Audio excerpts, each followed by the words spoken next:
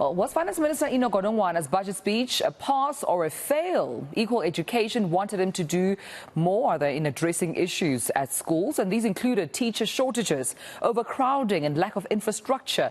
It says these issues pose quite a threat to the future of pupils and the country. Now, Equal Education's Noncedo Madubedube joins us now to tell us if the minister actually made the mark. Noncedo joining us this morning right here on the SA Morning. Thank you for your time, Noncedo. Your reaction to the Finance Minister's budget speech?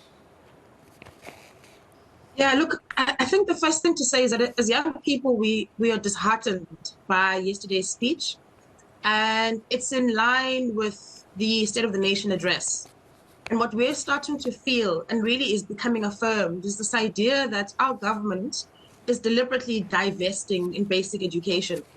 And that means a continued blackout in terms of education for children and young people in South Africa for many generations to come. Now, the education sector, and this is no secret to anyone watching, has been one of the hardest hit sectors of the COVID pandemic period. And so what we are expecting from our governments, both at a national and a provincial level, is a kind of effective and efficient spending and budget allocation that matches the crisis that we are inside of. So yesterday's budget speech, in fact, in terms of infrastructure, so maybe I'll focus on three elements of the education budget. In terms of school infrastructure, what we are seeing is a gradual decline of about 2.6% in real terms. So while politicians will grandstand in talking about allocations to big sectors like education, all of those are nominal, meaning that when you consider inflation and what the real cost of things is to run a school, we're seeing a decline of 2.6%. Now, this is in a context where we are trying to deal with the learning losses of the COVID period.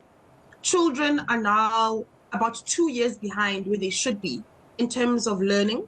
And there's been a sharp increase in the number of children entering the schooling system. So while the sector is becoming bloated, government's giving less to it. And while the sector is trying to deal with the repercussions or the impact of a COVID period, loss of learning time, we've got government divesting in that. Now, what also had happened, which was disturbing to us, is that outside infrastructure, when we think about the bare bones of an education or schooling system, we also can consider things like LTSMs. These are the learning materials needed inside schools and inside classrooms. We've seen a decline in the allocation for those as well. And what we're wondering is, what does that mean for rural provinces in particular in South Africa? Because while the National Treasury is taking it on itself to reallocate money that should be going to school books in rural provinces, the reallocation, they say, is as a result of no spending of that money from rural provinces.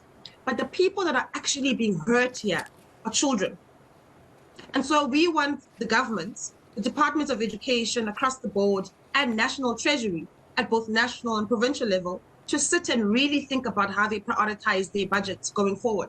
School infrastructure is pertinent, and school learning materials are going to be pertinent. I mean, just before you come in, I want to just share that the ridiculousness of the situation we're in.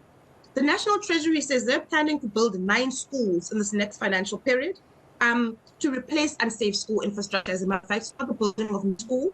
They plan to provide 1 school of water and have plans to improve sanitation in schools of about 350 schools. How, when we know that massive water insecurity in our rural communities, when we know that there are over 1,200 schools with plain pit latrines as the only source of sanitation, and to replace and refurbish 9 schools when many still have inappropriate infrastructure, is disgusting, to say the least. And Noncedo, you made mention to COVID-19, but we also know that even, after the pandemic, we saw the flooding and the damage it has done to most of these rural schools in terms of infrastructure development, further exacerbating the need for these children to have proper infrastructure, learning materials, as they, of course, commence with school. But also want to touch on the issue around school nutrition program before I have to let you go, because time is against us, and how important this is for learners to meet rather nutritional requirements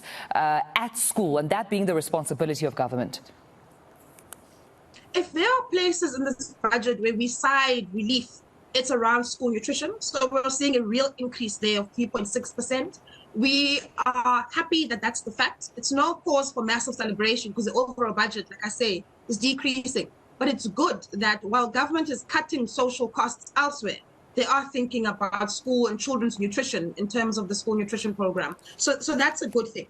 The last thing maybe to share is that the government can simply not use the same ingredients and hope for a different cake. Our education system is in crisis, and so we do need a kind of allocation and oversight from Treasury on our departments of education that coincides with the kinds of sort of urgencies and emergency that we're seeing in our schools.